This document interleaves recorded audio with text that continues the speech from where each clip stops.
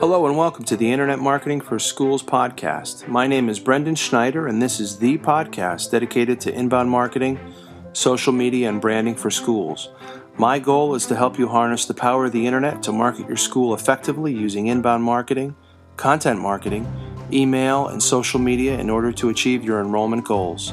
Let's get on with the show. Welcome to the Internet Marketing for Schools podcast, episode 11. I'm your host, Brendan Schneider. I'm really excited about today's show. My guest is Travis Warren, who is the founder and CEO of Whipple Hill. And the reason Travis is on today is to talk about the acquisition of Whipple Hill by Blackbaud. And what's really cool about today's show, at least what I think was really cool, is that not only do I have questions, but I have 4 reader-submitted questions that we're going to go over. But before we get started, I have a quick announcement I'm excited to share that the Internet Marketing for Schools podcast now has a sponsor, Blackbaud and Whipple Hill. My school is a client, and we've been using their on-suite of products for about a year now to connect our school. I'd like to share some things I like about their enrollment management system on board, which is the admission application. First, it has a beautiful user interface that I think is clean and incredibly effective at allowing me to find what I need to find when I'm in the database. Second thing, the solution is cloud-based, and our database is now mobile responsive, which allows me to access the database cleanly on my iPad or even my iPhone if I want. Third thing, I really like the statistics, which allow me to see how we compare to last year's admission numbers at the click of a button. 4, I love their implementation of what they call a candidate checklist, which allows me to see exactly where a prospective family is in the admission process. And finally, probably the biggest reason, the experience for the family has been fantastic, and I've had more than one prospective family tell me that our online application was so easy to use and understand. So thanks again to Blackbaud and Whipple Hill for sponsoring this podcast, and I hope you'll help me pay some bills and check them out.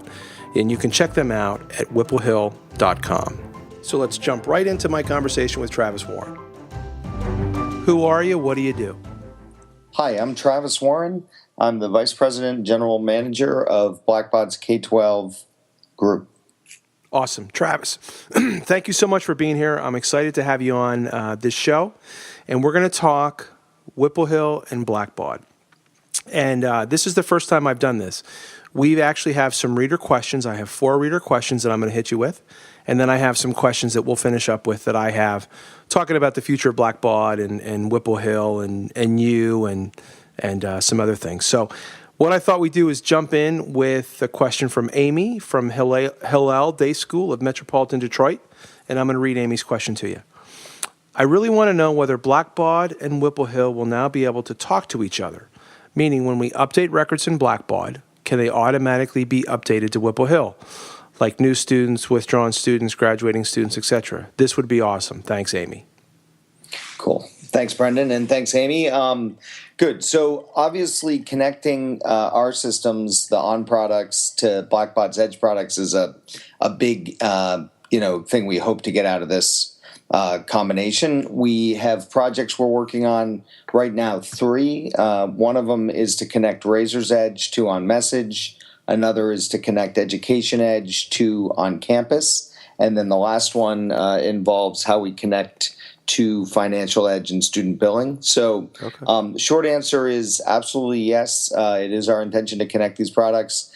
We plan on doing it through a series of releases. In fact, on September 3rd, I think, the day after Labor Day, so that might be the 2nd or the 3rd, we are going to go into an early adopter program with the first part of that equation, which is the RE Connect, which is connecting Razor's Edge to On Message. We demoed that this summer at our user conference. And, as we were planning on announcing this acquisition or this merger, that was a project we began work on actually even before the deal had closed. We wanted to get a jump start on it. And, we're going to have that out there this fall for schools to start using. Okay, so that's what I was going to ask. Sometime this fall. Yeah. Okay. Yeah, what's a little tricky, the short answer is yes, the integration is complicated and two-way, the initial goal of the integration is really one-way integration. taking record changes that are collected online on the Whipple Hill side and flowing them back into Razor's Edge. Okay. So, we know over time we're going to get feedback from users, and, we've got things like online donations, events, other, parts of the integration spectrum that we need to work on. But our first goal was really just to get something that our customers would find useful and, solve a big problem for them and get it out there as quick as possible. Yeah, and again, in the era of transparency, Swickley Academy is a Whipple Hill and Blackbaud school, or I guess it's now together, which we'll talk about. But the ability to take Whipple Hill into, is it on message first into? Yeah, it is. It's Whipple Hill back into on message is what the RE Connect plugin does, and that's gonna essentially help you just manage changes that come in on the web and make sure they get back into your Razor's Edge database. Yeah, that's going to be awesome. So I know personally, I'm looking forward to that. It's the first piece of it. It's where a lot of the pain is. We know there are other subsequent things that we need to do to that plugin to make it address all the integration issues people need. But obviously, with us working as one company and making sure we get the integration right is going to be a top priority for us. Well, and I would also assume as much as people want to get their hands on this, including us, I mean, you have to make sure it's bulletproof. You want to make sure it works right. Yeah, you can when you're dealing with people's data, right? It's got to be 100%. Almost is not good enough. Yeah, that's true. Yeah. That could be bad. Good. Okay, so that's question one. Let's go to question two. So this is Helen from the Kildonan School, and I hope I said that correctly. What does Blackbaud buying Whipple Hill mean for schools who currently have/use one or the other, but not both Blackbaud and Whipple Hill? So, for example, they currently have Blackbaud and are using Finalsite. Right. So, at the highest of levels, I think what working, us becoming one represents is more resources.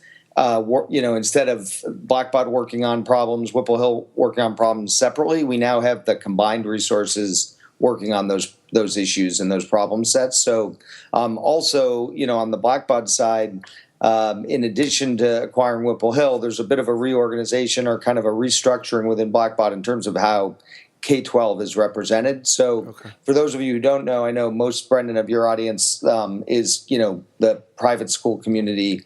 But for those of you who aren't familiar with Blackbaud, Blackbaud serves all sorts of nonprofits. So they work in, museums and the Cause and Cure and big universities. So one of the challenges for Blackbaud, if you're a big company and you work across a wide spectrum, is going to be to focus on your markets like the private K-12 market. So when they acquired Whipple Hill, they took their K-12 business and the people who were working K-12 and the Whipple Hill team and sort of reorganized it underneath my leadership. So that's kind of my new role, is to now head up that K-12 vertical and help the company make decisions and make sure that it's meeting the needs of the K-12 market. So, from my perspective, I think Blackbaud customers can expect, a sort of, a renewed focus on schools and school needs. And, now we're taking the combined resources of Whipple Hill and Blackbaud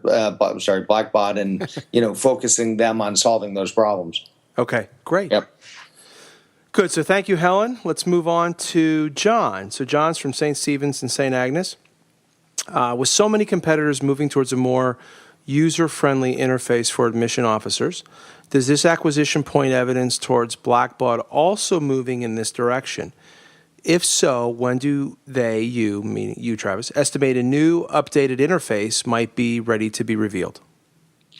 Right. So it's tricky to speculate on the when. I definitely think that you can, interpret this as Blackbaud looking towards, the Whipple Hill products, which are newer and recently rewritten with, responsive UX and a kind of richer web UX and looking at that as kind of the model going forward. So, what we have to do right now is the combined companies, the new organization that's focused on K-12 is now, looking at our product roadmaps, looking at the Edge products, Razor's Edge, Financial Edge, Education Edge, looking at the on products, on board, on record, on message, on campus, looking at products, some of the Blackbaud products like OCC, which is their online campus community. Okay, I was going to ask what's OCC.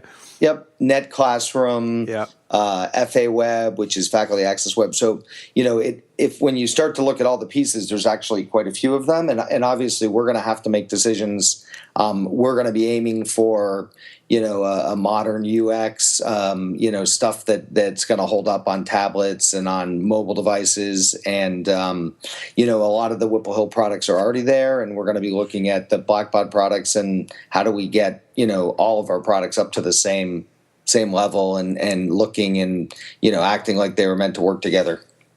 So, and just so everybody understands, when Travis says UX, you mean user interface, right, Travis? Right. Yeah. Yep. So that's what people would be looking at when they log in online. Or now, again, I don't have Education Edge. Is that client based currently? It's similar to Razor's Edge and Financial Edge. Yep. It's a client server. And it's going to primarily be a Windows client, and it's an older style UX, and certainly Blackbaud's aiming for web UX, web design, and interfaces that run in browsers and run across multiple devices, and that very much falls in line with the Whipple Hill tools and how we've built our tools. So we'll be looking to make them all look good and work good under that type of an environment. Okay, perfect. Yep. John, thank you for the question. Let's move on to the final reader question, which is Suzanne from the Fessenden School. Are there any plans to provide a Salesforce-like CRM solution for clients? So CRM is Customer Relationship Manager. Right.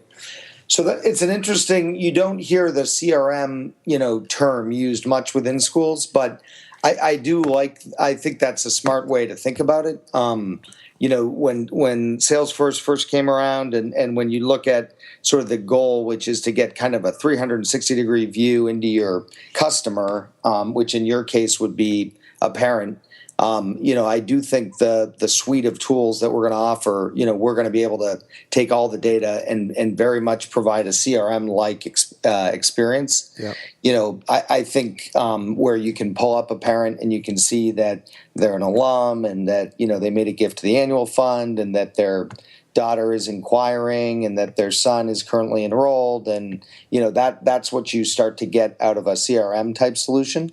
And I think, we're very much going to be able to provide that. I think the addition of, from a Whipple Hill perspective, the addition of Financial Edge, and which is an accounting system, and Razor's Edge, which is a donor management system, really completes the puzzle from my perspective, where Whipple Hill kind of had 4 core products that we were offering.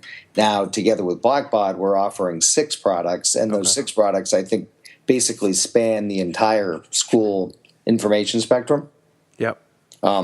So, and the interesting thing when we started to put this whole plan together, and Brendan, you I think earlier alluded to kind of why Blackbaud. I may be getting ahead on the questions, but there's actually very little overlap when you look at our 2 product lines. We're coming at it on the content management side, learning management, kind of front of the house, parent, teacher, student engagement, and they're coming at it from the general ledger, Financial Edge, donor management, kind of back office side. Yep. And, when you put our products together, you do end up with, a little bit of overlap, specifically our product called On Record, their product called Education Edge, where, you get into transcripts, report cards. But if you look at what the things that make On Record good and the things that make Education Edge good, there actually is a division there where I think our On Record is very good at, again, the teacher, parent, student view. And I think Education Edge is very good at the, query, list, admin, reporting, customization at, end of the spectrum. So, those products in particular, we're going to have to spend a lot of time looking at, what does the future of those products look like and how are they going to fit together? Yeah. But when you look at something like On Campus, which is a learning management system, and then some, from the perspective of athletics and dorms and advisors, that isn't something Blackbaud currently has in its product portfolio. Okay.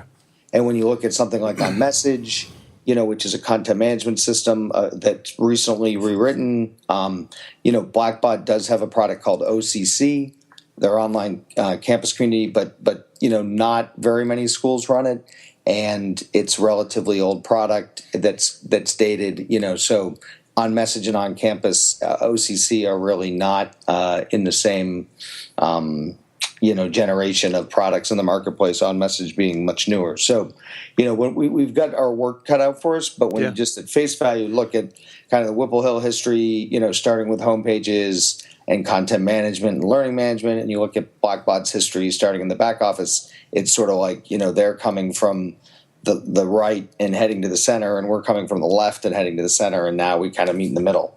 Yep. So let me do this. Suzanne, thank you for the question.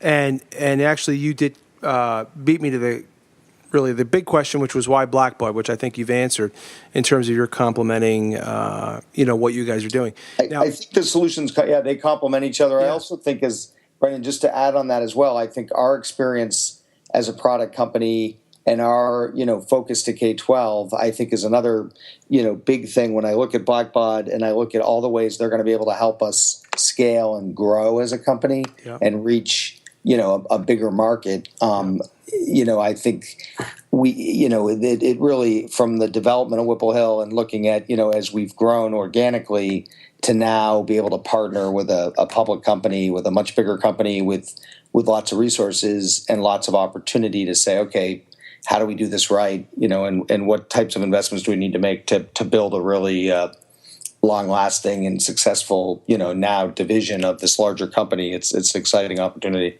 Yeah, for sure. Now, I'm going to put you on the spot. Do you think that there are going to be some products that go away or sunsetted as you guys kind of integrate and create that K-12 suite? There has to be. Yeah. So it's, we wouldn't be doing our job if we didn't do that. There's duplicity in things that we're developing and they're developing, and we've got to get our teams and the resources working on these problems merged in working on the same solution, not separate solutions. Yeah. So, we obviously have to be mindful of the number of customers and the number of schools impacted by this stuff. So, this is not the kind of thing that will happen quickly necessarily, and it's not the kind of thing that we're going to take our time and make sure we make the right decisions for our customers. But ultimately, I think our customers will want us to make those decisions and pick the products and pick the pieces that we're going to move forward with. Yeah, and that, again, as we talked about before, you can't rush into it because you got to get it right. Can't screw that up. It's very important we get it right, and it's important. It's important that we understand the relative strengths, especially when we get into products like Education Edge and On Record that are both kind of in the same space. So, we have to make real sure we understand, where the relative strengths lie, and I think to some extent in that case, we need to come out with a next generation SIS system, that does meet the relative strengths. Nobody wants to move forward and lose features or lose the strengths of the products they're currently using. It has to be better. The whole thing has to be better in order for people to want to move forward. Sure, makes sense. Okay. Yeah. What we are hoping, Brendan, is the integration projects are going to give our customers lots of options in the interim. So, Razor's Edge customers buying on message and having a CMS that's connected to their donor management system, we think that's going to provide a lot of value. I think the Education Edge integration is going to mean that the schools that run Education Edge can run on campus and not have to worry about, exporting and importing enrollment information and user information to have a learning management system that works. Yep. So, in the interim, and we're obviously coming into this kind of late, given that most schools have either opened or are about to open. But, as I think IT and schools look at their options going forward, we hope those two integrations that will be live before the end of the year are going to give people options next year that, maybe do make their life a little easier. So they're not going to necessarily be on one suite, but if you're running RE, EEFE, and you want to run on messaging on campus on top of that, I think you are going to be able to, run those 5 products together or Yep. onboard those 6 products together in a way that, really minimizes the time and effort on your staff in terms of keeping those systems running alongside.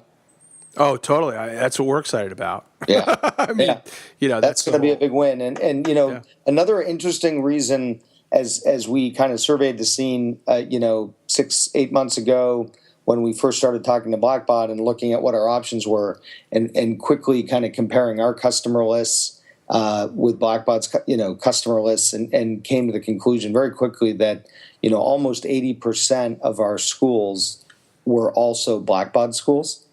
Okay. Which was kind of a staggering revelation as we went through that process. I mean, I'd have said 50 or 60 or 70%, but to go down the list and look at the fact that, 75, 80, somewhere in between there, percent of the schools actually were appearing on both our customer lists. And if you talk to those schools and you said, what's the biggest pain point, they would tell you that it's the inability of these systems to talk to each other. Totally. Yep. So, so from our perspective, as I started to think about that, I said, if we're all playing on the same team and if it became, imperative to our business that those products talk to each other, then how would that, affect that large percentage of our customer base? That really started to make me feel even better about, partnering with Blackbaud in this way. Yep.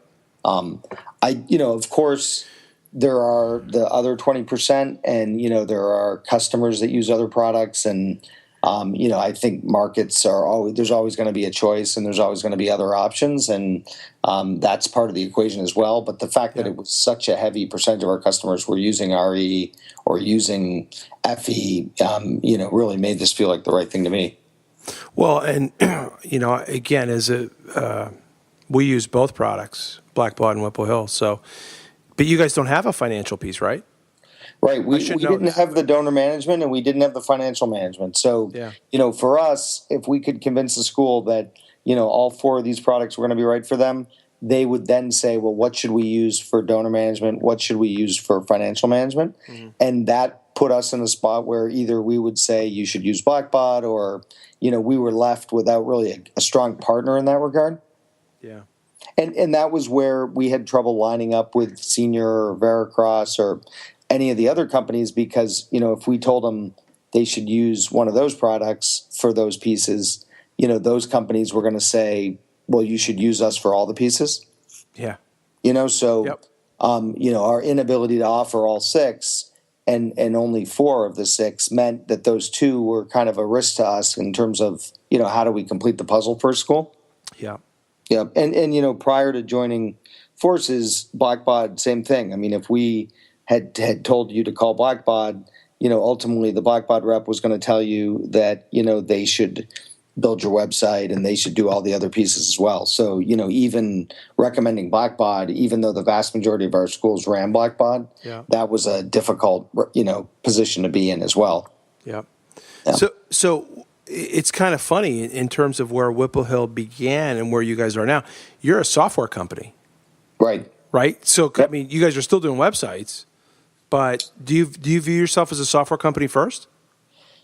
I mean, I certainly think it went in the beginning. We were very much, the Peter Batchelder and I, when we started Whipple Hill, he was a designer, and I was trying to help mark up and do some of the technical work. And I definitely, in the beginning, we did print. And I think we very much thought of ourselves as a communication company, marketing, design, and it's been a slow process. But, I definitely think, prior to being acquired, we had worked ourselves to a place where we definitely viewed ourselves as a software as a service and ultimately professional services organization. Okay, good. Yep.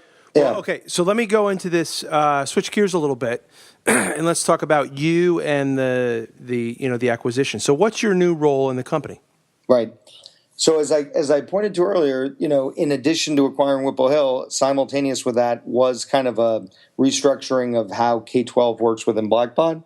And, prior, it would have been more of a sort of functional reporting structure. So, you would have looked at some stuff like sales, support, any of the functions, product, And instead of being K-12, you would have gone into sales, and there would have been sort of a K-12 team within sales, and there would have been a K-12 team within support, and but everybody would have rolled up sort of through their functional managers, and now that's sort of been tipped on its side, and with there are a few exceptions, but for the most part, if you're selling in K-12 now, you sort of roll up into more of a general manager or K-12 general manager function, which is what is the role that I now have.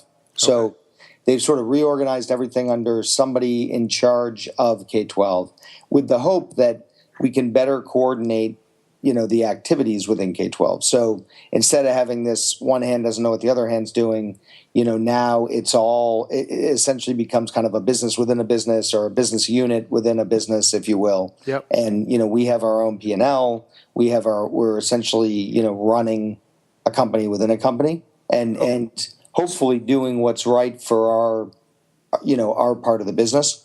Okay. First. Yep. Travis, what's P&L? P&L, yeah, profit and loss. So like an income statement. Yeah. I've been in schools too long. Yep. But it's an important thing to consider, though, because if by being a general manager, or being and running sort of the K-12 business within Blackbaud with its own P&L, it allows us to kind of make decisions and manage it just like a small company could manage it. Okay. And opposed to when it all just rolls into one big model, you lose focus, and you lose some of that insight that you get when you think of it as its own business.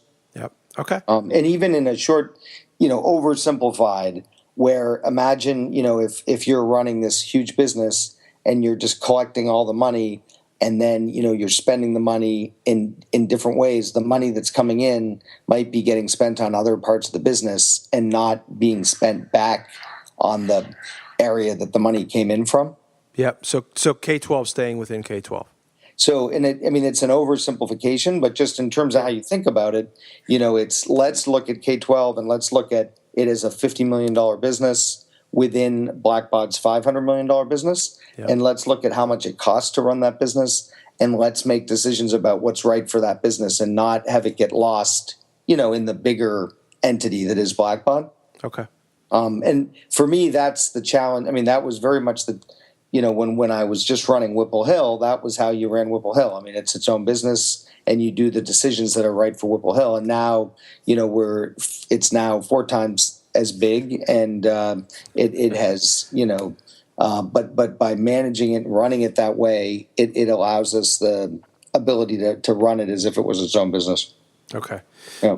So this is a big question now. We're new customers for Whipple Hill within the past year or so, but longtime customers. But I even want to know, is the Whipple Hill name going to go away? Right. Yeah, there you go. The $64,000 question. Exactly. Yep. It's funny. Emotionally, when we got acquired, and just having, for those who don't know, Whipple Hill was actually the street I grew up on. So the name and the whole thing has meaning to me. I had kind of prepared myself, and it was almost easier for me to think, all right, the name's going away, deal with it. But the initial reaction was not so fast. There's recognition and hopefully kind of a positive.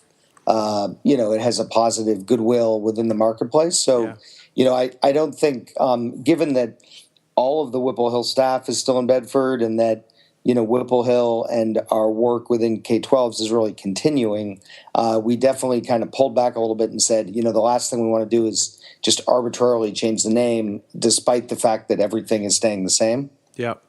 So there was an emphasis around, let's not. I'm still sending emails from Whipple Hill, and you can still go to whipplehill.com. I do think, just from a practical standpoint, at some point in the future, there's a diminishing value to that, and it starts to become more confusing and then useful.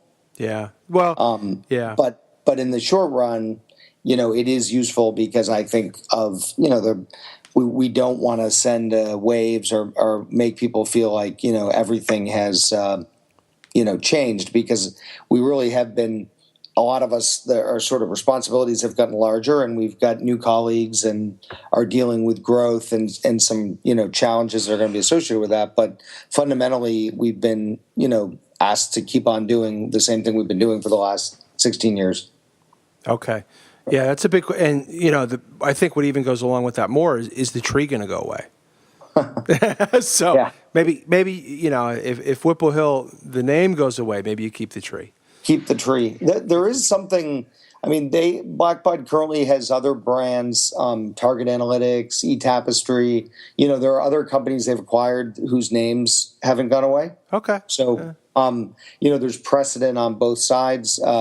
More recently, a company they acquired, Convio, they had products, Luminate Online. The name Convio went away. The product name didn't go away. So, we're looking at all the options. I think what we need going forward, though, is clarity.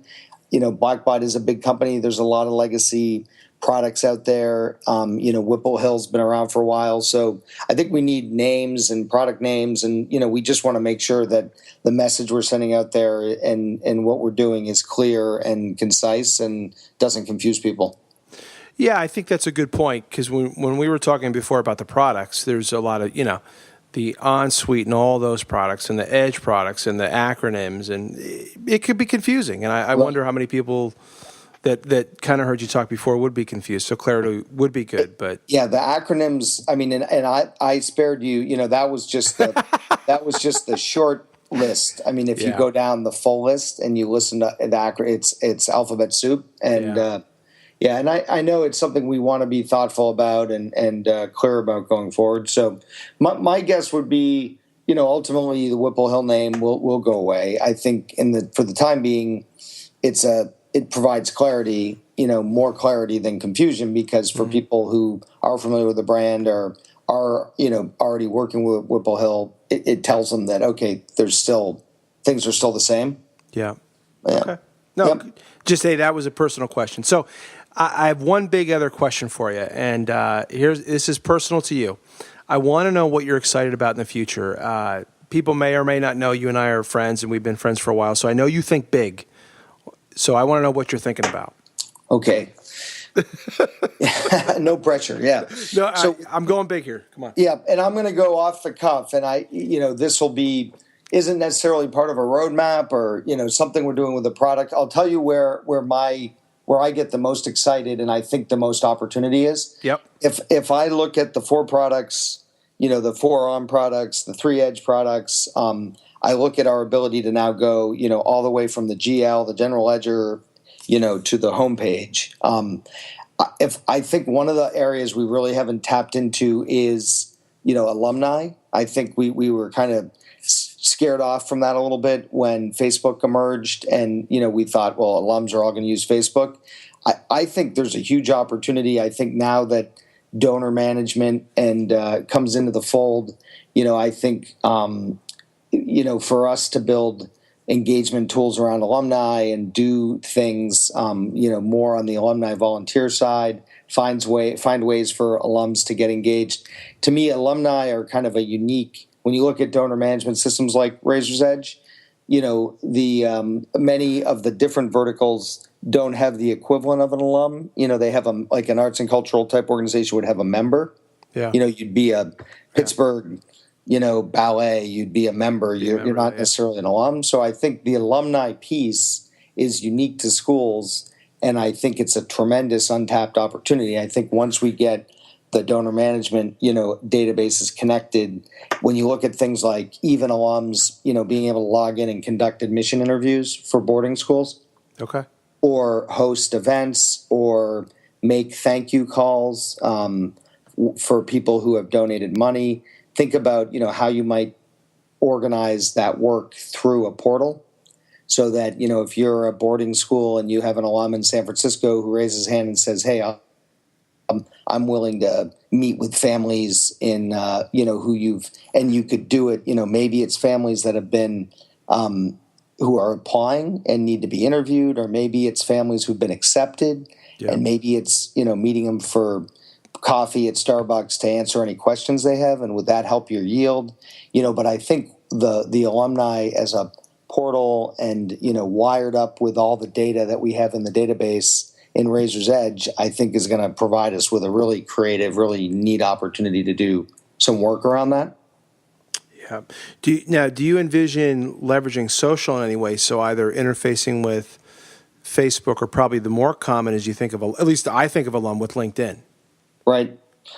I think those are interesting from a, password management standpoint. If you can log in with your Facebook credentials, you still have to kind of connect Facebook to the record, within the school's database.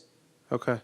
So for me, I think there's going to be a renewed opportunity around, the walled gardens again, which may sound sort of contrary to what most people think. But I think, Facebook and LinkedIn, we understand what those are, the network that you can get with Facebook, the directory. And I think now if you think about just leveraging, and actually putting alums and parents to work on tasks that you assign to them, I think those aren't things that we're necessarily going to see those other platforms tackle. And I think they're kind of school-specific problems. Like if you just look at getting alumni to take families that you admitted out to dinner or coffee with the hopes of increasing your yield, or thanking. Like, let's just say we've got gifts coming in online. Could we build a web interface that would make it so that alums could say, hey, I can't give money, but I'm willing to make phone calls and thank people. And when those gifts come in, we push a notification to an alum and say, log into the portal, and they log in and it shows them, here's 3 people we need you to call and thank. And here's kind of a script for what we want you to say to them. And then here's a place where you can type notes for however the conversation goes, and hit submit. And then those notes end up back in the donor management system. Yeah. So to me, I don't necessarily think it's a social play as much as it is, I think we need to put some thought and creativity into how we could leverage the platform and leverage the fact that, we do have that cradle to grave kind of view, and how can we leverage the fact that we have that to solve interesting problems and make systems more productive and useful for the school.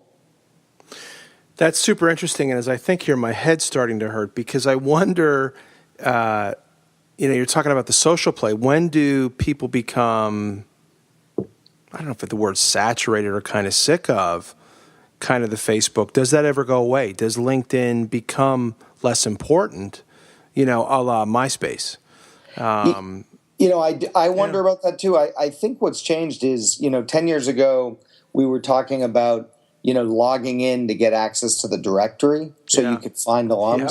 And I think we've all sort of got over that. At this point in 2014, it's safe to say that, anyone who you wanted to find, you've found at this point.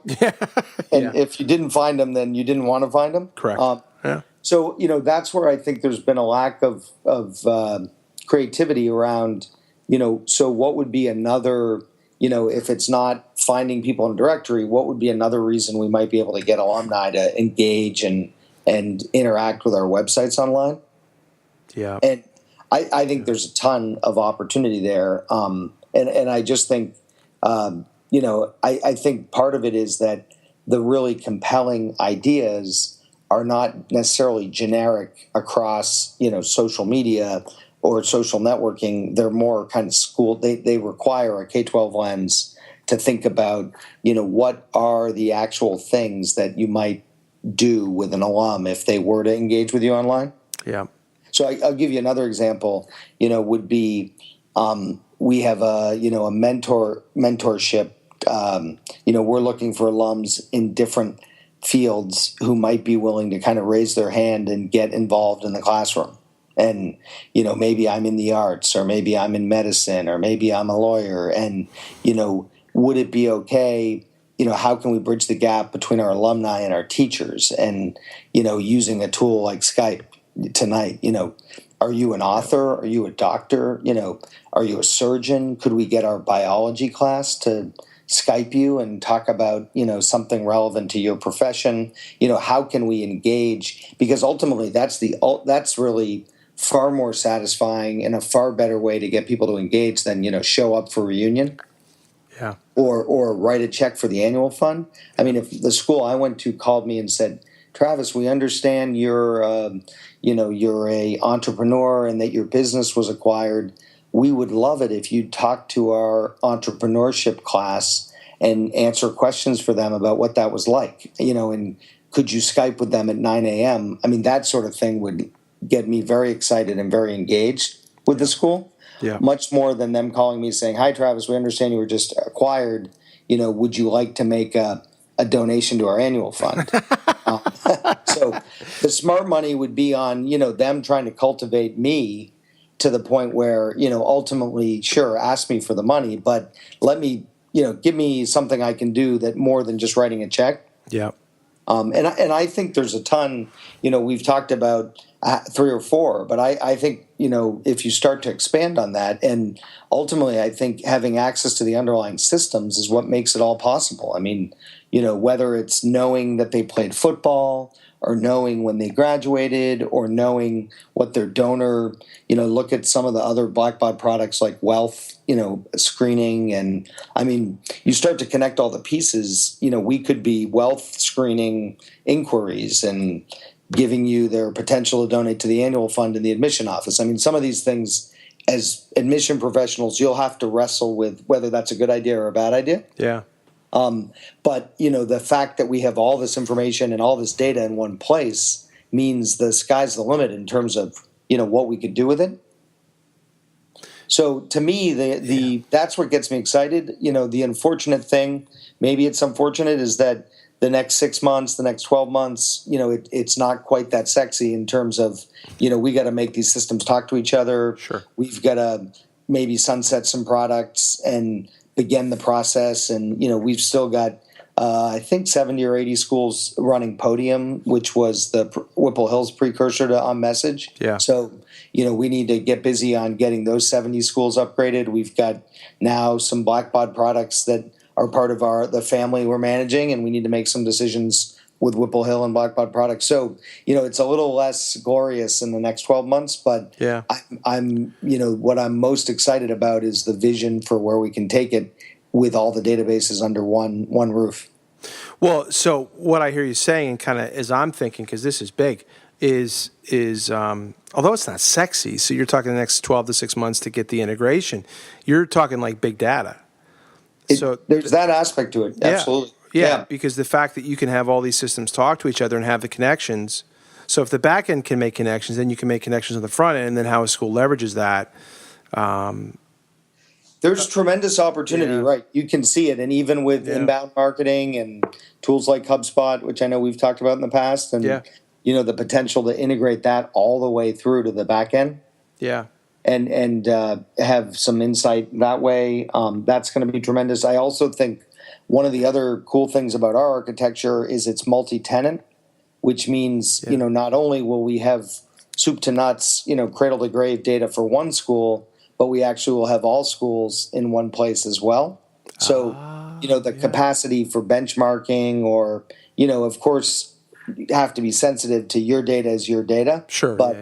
But we do know we have trends across, all of the schools. So it'd be very easy to create indices and do analysis on data that, could be very informative as well. I mean, imagine if, especially with Blackbaud and Whipple Hill together, you look at the number of schools we serve, almost 4,000 schools.